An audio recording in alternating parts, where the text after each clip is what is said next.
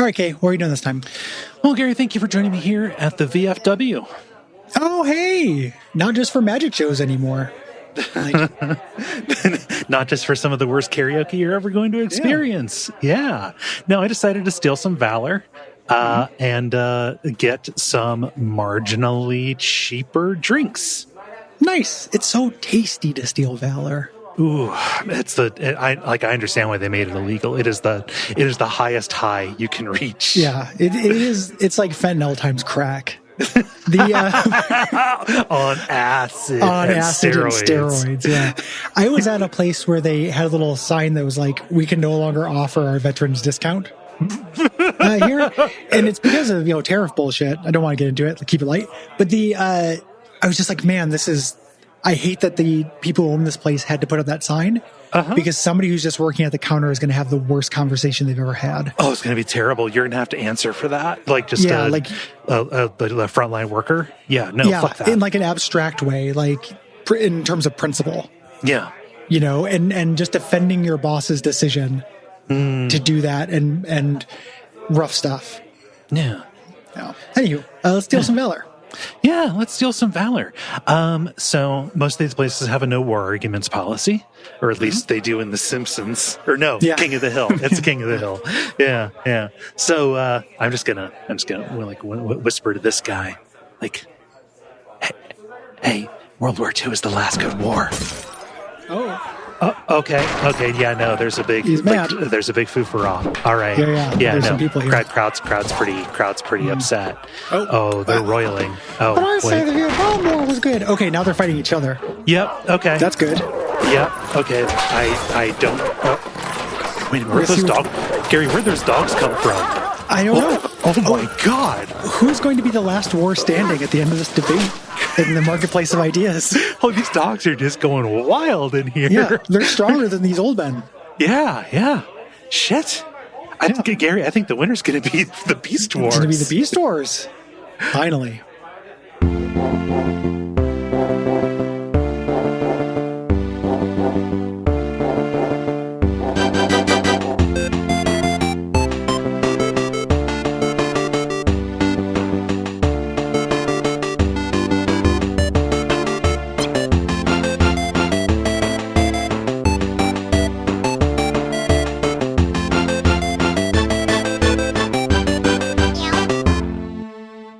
My name is Gary Butterfield, he, him. My name is Kay Ross, she, her. And you're listening to Abject Suffering, the show where we read user-submitted intros and outros. Yeah. And this week we're talking about our poll winner, Beast Wars Transformers. This was put into the randomizer by Andrew and by Russell, who basically both say, of all of the actually weirdly good Transformers games, this is a bad one. Yeah, this is not good. No. And most of the Transformers games I know are from NES and kind of that era, so they're also not good. I understand they got good eventually. Yes. Yeah. I think, this was at the tail end. I don't know that there was a good one before this, really. And this is no good. This is no good. It's based on like a Beast Wars property that has always looked hideous. I remember thinking it looked hideous at the time. You're going to run into some enemies with this. I know. We're in the Bionicle zone. Yeah, it's like when we bagged on Bionicles, right? Yes. People love Beast Wars. Yes. And you are in the cohort of people, in terms of age. Yes. Not an accusation, but people you're in your cohort love Beast Wars. Yeah. I don't get it. I only liked Transformers when I was a kid because I was an idiot. I was a kid. Yeah. Yeah, it didn't maintain nostalgia. It burned off. Mm-hmm. I was like, oh man, the guys that turned to cars. Why? Duh. And then kind of moved on. It didn't make any sense. I still think the movie's pretty funny. But not and then when this came out, I was just like, fuck this. I just had a real this looks like trash and this I could not care less about this. It's yeah. So this is my age cohort when it debuted in 1996. Okay. Yeah. So I would have been I would have been like 9 at the time, which is prime viewing time. I think that I only had room for one terrible CGI show, and it was Reboot, which I do think looks better than this. It's tricky because Reboot makes humans. Yes. And humans always look bad in CG like this, but Beast War also has pretty bad backgrounds and stuff. Like the colors, like nothing is distinguished. Everything's kind of poop colored. There is kind of like a general shit coloredness to this. To the point where so like the original Transformers, I have no affection for that. I did not have I was too late for that. Like maybe the cartoon was still on, but like, I think that hit harder for people who were like 5-ish years older than me. Yeah. When I was at Transformers age, I was into the Turtles, right? Yeah. Yeah. I did the He-Man to Turtles to X-Men pipeline. Yes. For me. That was your major. That's my major. I major in X-Men, minor in Turtles. But when I was a kid, you just watch anything. That's what my Transformers. I was never like a big Transformers fan, but the toys are cool. I think the toys are still cool. Because they're like little puzzle boxes, right? Yeah. Like they're real cool, especially the old ones. They're like, some of them parts are made of metal and shit. They're real good.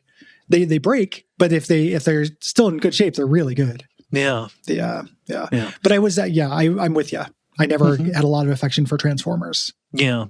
And the idea of, it is primitive. It's primitive Transformers with a light fantasy element, and they turn into animals instead of huge robotic animals instead of into cars.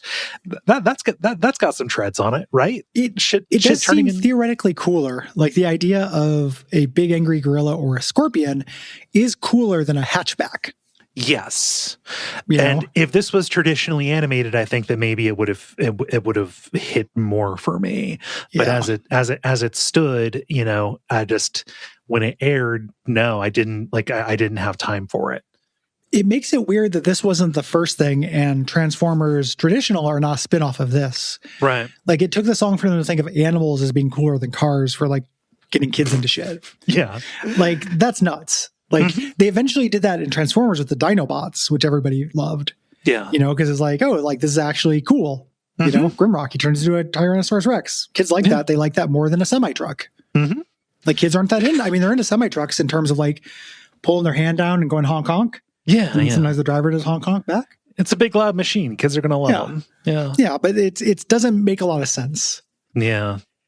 No, I mean, you get all of the powers of a semi-truck, which is to move forward and turn. Yeah, is to drive and carry cargo.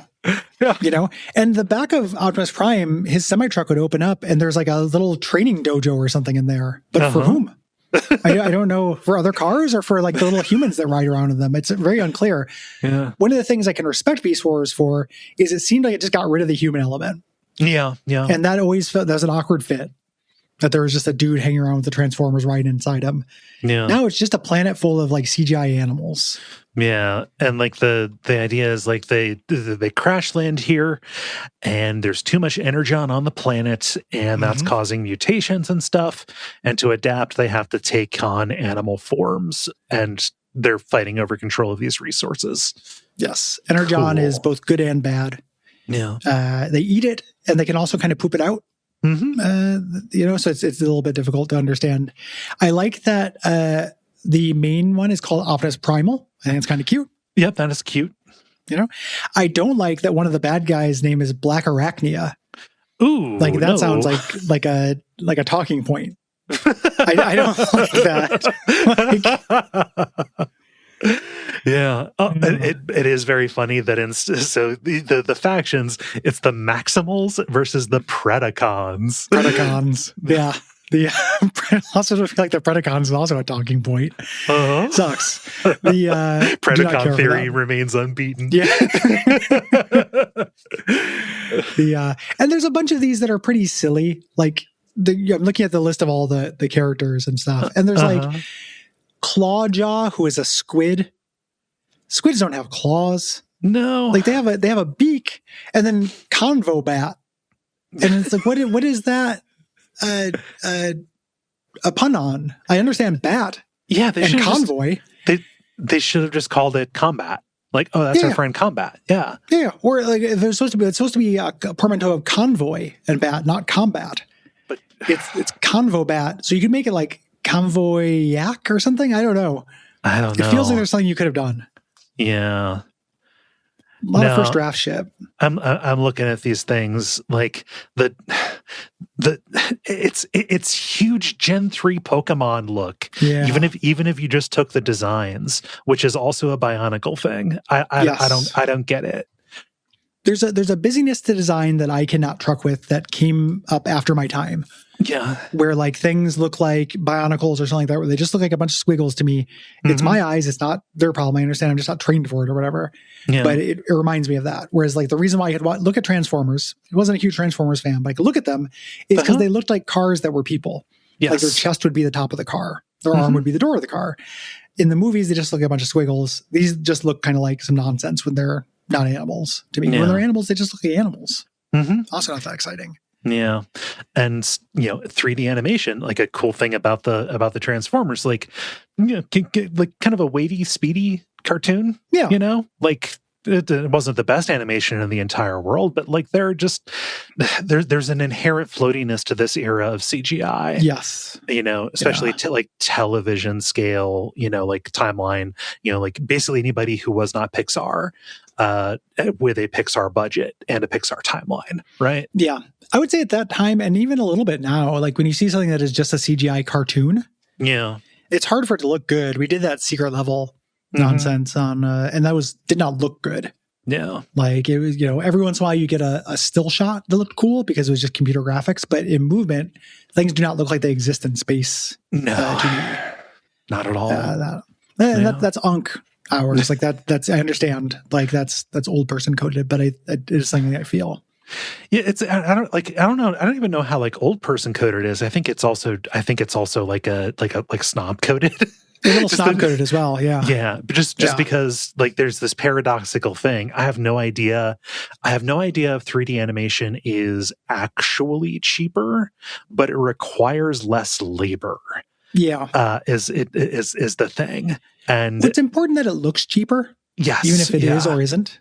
Yeah. Like a hand-drawn animation, like you can just see it. It's like, oh, somebody drew this a bunch of times. That's really fucking cool. Yeah.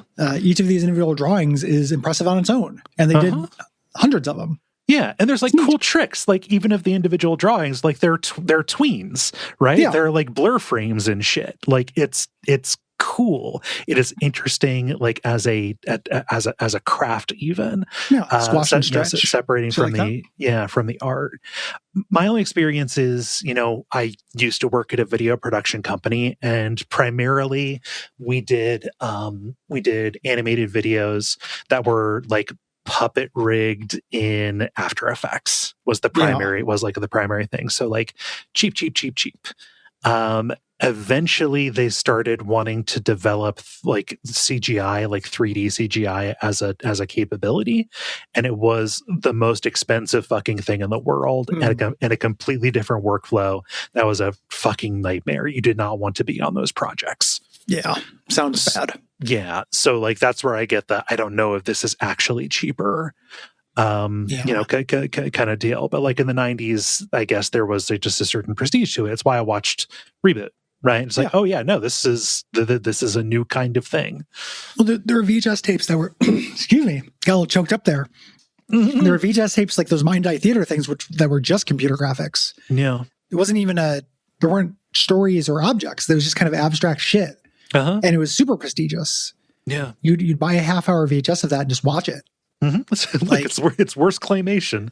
Look, it's doing it. Whatever it does, it's doing it. And those are all on YouTube now. You can just watch them and see how we used to live. This is pretty crazy. Yeah, exactly. Like it was the only God we had. I understand that there was that prestige to it. I don't like it. No. I have a little bit of affection for the cartoons that are kind of hybrids, where they'll have a little computer animated sequence to kind of show off. Yeah. Because the rest of it's a little bit more watchable, and like that feels quaint to me. Doing the whole thing feels like a flex. Like it doesn't feel quaint because they thought this was absolutely hot shit, and it was. It's just I think it's aged badly. Yeah, and also just there's no like design sense on these things, and the color, everything moves all floaty. It's just really I don't know, an aesthetic nightmare to the point where I can't really like look at the characters of the story or anything. The brownness is off the fucking charts. Yeah. This is a or go ahead. No, I was going to take us into the game, but digress, please. Oh, yeah, we should do the game first because the digression might last us till morning. This is worse Mega Man Legends. Yes. Like it controls almost exactly like it. Like I didn't get past the first level because when you die, you start back at the beginning and everything is slow. You go through like brown mountain ranges. Mm-hmm. You're in the brown zone, walking through between two brown mountains, shooting things with Mega Man Legends controls. Mm-hmm. It is not good. No. And I could not discern a difference between the characters, like going beast mode. As far as I can tell, that is like, this is the originator of that. Like people would just say beast mode now because of Marshawn Lynch. Yeah. Yeah. It came from Beast Wars? I believe that it did. Maybe. Yeah. Huh. Yeah. I did a search like earliest beast mode, and all of it goes to Marshawn Lynch and then makes a reference to like, oh, he was a big fan of like nerd shit. So, yeah. Interesting. Yeah, there's nothing to talk about this game. No, and being in beast mode just makes you go faster. It's not like additional abilities. Additional verbs. Yeah. And so like I was like, oh, I'm a scorpion. Maybe I shoot stuff out of my tail. No, not really. Do I get to do scorpion shit? Yeah. Yeah, not really.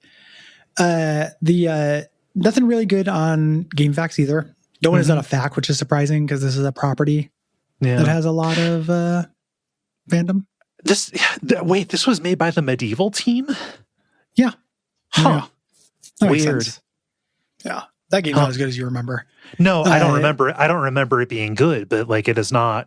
It has a better reputation than this. It does have a better reputation than this. Yeah. Every once in a while, a bad dev will make something that people like.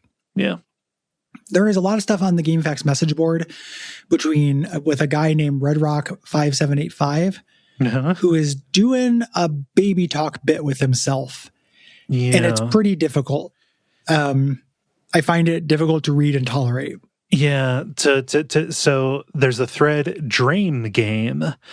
Bet War is old gem I had to play when I was old.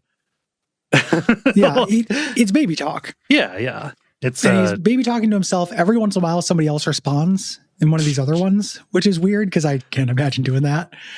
Like the Mr. Boyan, who's just like, yeah, I want to talk to you. I agree. And then he starts doing baby talk.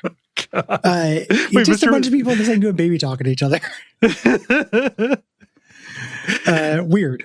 Yeah. Review. Yeah. I did dislike it. I don't get it. Yeah. So the digression I have, this is weeks old. Okay. But I remembered it because I meant to bring it up and I just suffering. I'm glad I remembered it. So you know about the long and storied history and, dare I say, culture of extremely misogynistic sex moves, right? This weirdly lines up with an idea that I had that doesn't have any legs, which is a cool name for having lots of sex would be I'm out there slinging gasms. Sure. Yeah. Take those gasms for the road. Yeah. Literally just the thought that I had earlier today that amused me. But yeah, this is like urban dictionary stuff. Like I did the Blumpkin, right? Yeah, and a lot of these are fake. Yes. They've never been. And a surprising number of them are about hurting women. Yes. I mean, that's surprising if you're naive. Like, it's just kind of what you do. But like the donkey punch, the dirty Sanchez, they're not consent-heavy sex moves. Right. They're not pleasant for anyone. They're about catching somebody by surprise with a bodily function or impact. Yeah. Yeah, or hitting them. That's what I mean by impact. Yeah. Like it's really, really base, but they're all against women. Mm-hmm. Liv and I, not in like the sexual workshop, we didn't do this, but talking, because me and my wife goof around, came up with a revenge one that I want to introduce to the world. Okay. All right. We call it trick or treating. And sorry. here's how you trick or treat your man. Okay. Or lady. Like, so, like you, I mean, not trying to get into gender stuff with this. We're doing this at the time it happened. Do whatever you like. Imagine you're a man, and you're going down on your lady. Okay. Right? You got your face there. It's awesome. It's the highest calling. Yeah. Best thing you can possibly do. You look up though. Uh-oh, she's wearing a gizmo mask, like a Halloween plastic gizmo mask. It's the scariest thing that's ever happened to you. And you jump out of your skin. And she goes, trick or treat. And that's doing the trick or treat. Yeah. And you can do different masks.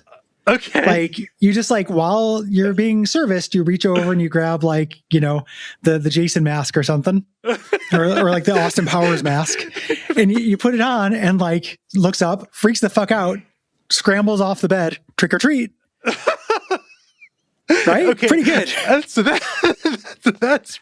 That's really good. It's really scary. Yeah. Like, when we came up with it, me and Liv were talking about it, I was like imagining it and I was like, holy shit, like never do this because it will ruin our sex life. Like I would have a hard time coming back from this. It's a real trust issue, I think.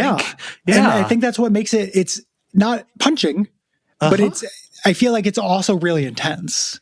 It's really intense. Like, so you frame it as a revenge one. I mean, you could probably do this just to a guy too. Like, yeah. Or a guy could do this too. Could do this to somebody. Could do this to a girl. Yeah. Just anybody who's getting their dick sucked. I guess I was thinking of it specifically as maybe more of a gender neutral than a revenge one.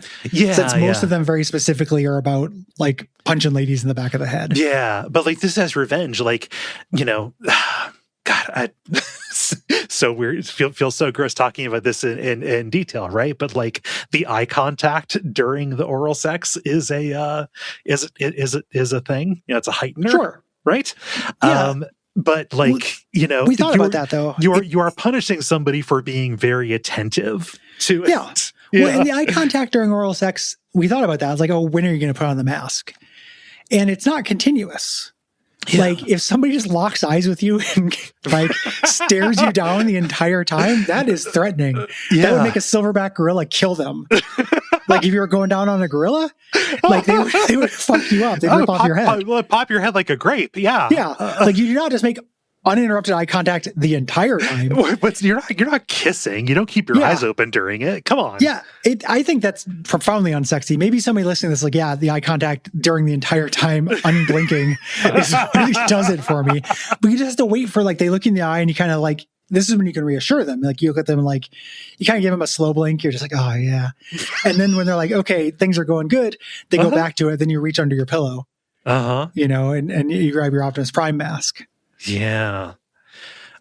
So yeah, so the logistics of this, you have to have a sneaky place that you can from which you can draw the mask without alerting the person. So there can be no drastic hip move, like to roll over and get to like a bedside drawer. No hip move. Yeah. I think you put it between the bed and the headboard and you play music during the act. Okay. So you don't hear the scrape. Yeah. You know, of the plastic mask. Because if it's not clear for people, I'm thinking of like 80s plastic mask, Halloween masks. Oh, absolutely. Yeah. No. Not like you're not putting on the Flesh Walter White mask. You're not having Gordon Ramsay's makeup crew come in and turn you into a bluesman. Yeah, you are not. God, sorry. Turning him into a bluesman is so funny. Yeah, you're not doing Carl Havoc shit. Yeah. Yeah, this is just you throw on like, and it should be kind of recognizable, but kind of crappy. You know? Oh, God. I like this. I like that it's called Trick or Treat. Yeah, Trick or Treat. I think it works really well. I was going to ask, like, if you end up pulling this off, I need to know, like, write in, please. But it's just going to be people making up stories. So don't want that. Yeah. And I could not do this to somebody. And that maybe speaks more of my fears. But like, even when I was having, you know, when I was slinging gasms and like having a lot more, you know, casualish sex, like during my body count, dirty 30s, I was not, did not have that much contempt. Yeah. for anybody who I had sex with. I understand that's a thing, like enemies to lovers are like, oh, I hate you so much that we're going to fuck hard. Yeah. I've never hated the person I had sex with enough to terrify them for life. Or risk having my dick bit off. I guess that's the other thing about when I was thinking about the configuration of the of the trick or treater, I was like, yeah, no, you're in a really sensitive position. Yeah, well, that's why specifically I was thinking about it with going down on a vagina at first, because even if you tensed up, you're not likely to bite anything. You just back away. Right. That's more of a lick forward activity than a bite. Suck forward activity that happens from time to time. Just on average, it is less likely to have your teeth around anatomy. Yeah, it is not a necessary part of the act to involve the teeth continuously. Yeah. Yeah. So it'd be really risky. It's a high risk, high reward maneuver.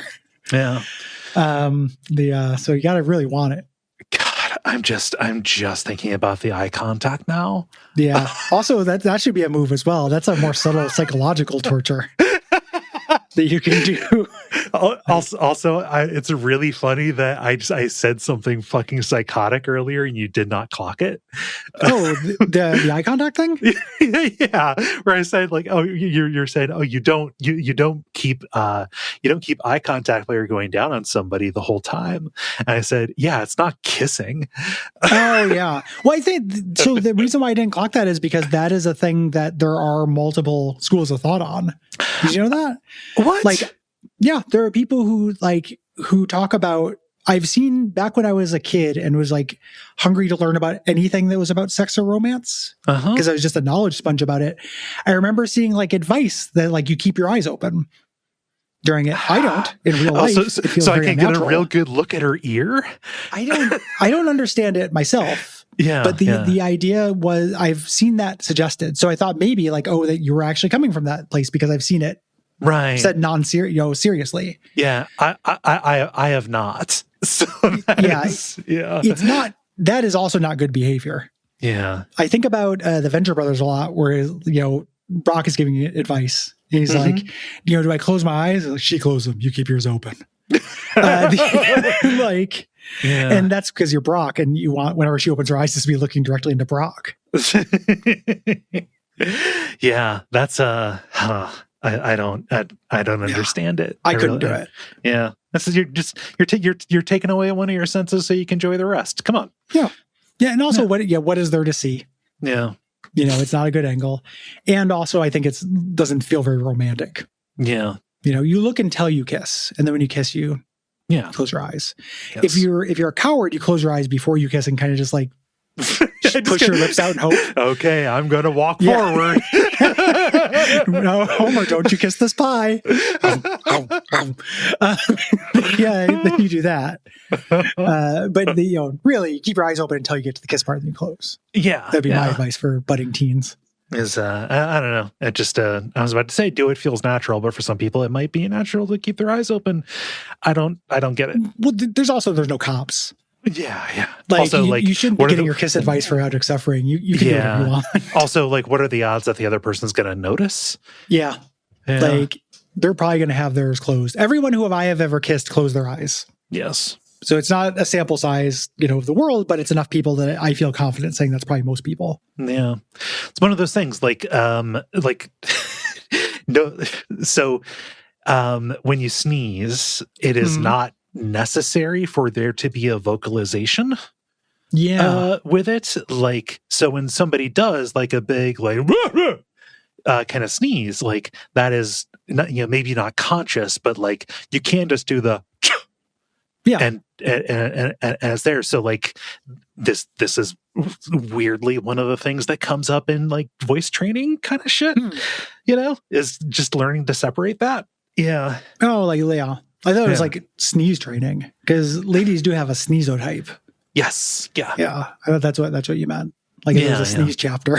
The first thing you have to land is the sneeze. Yeah, you just you don't want to give yourself away with a masculine sneeze. Yeah, but like just thinking about that, like just naturally, people tend to throw in like a karate kiai.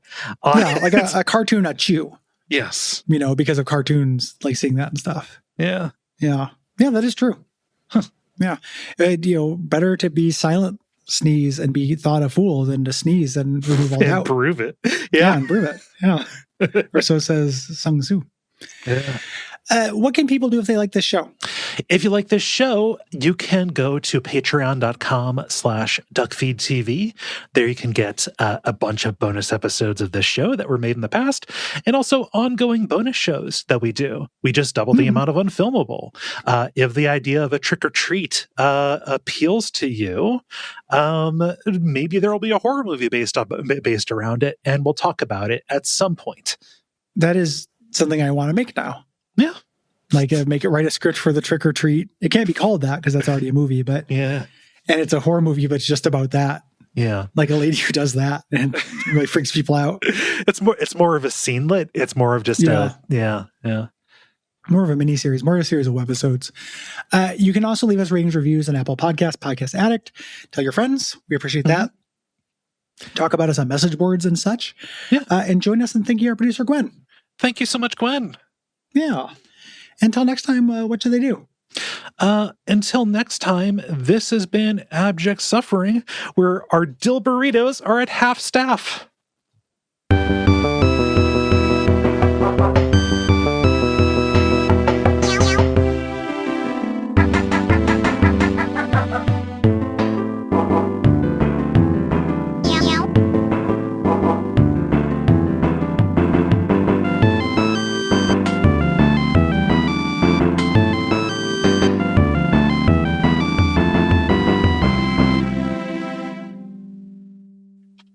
Fuck that guy.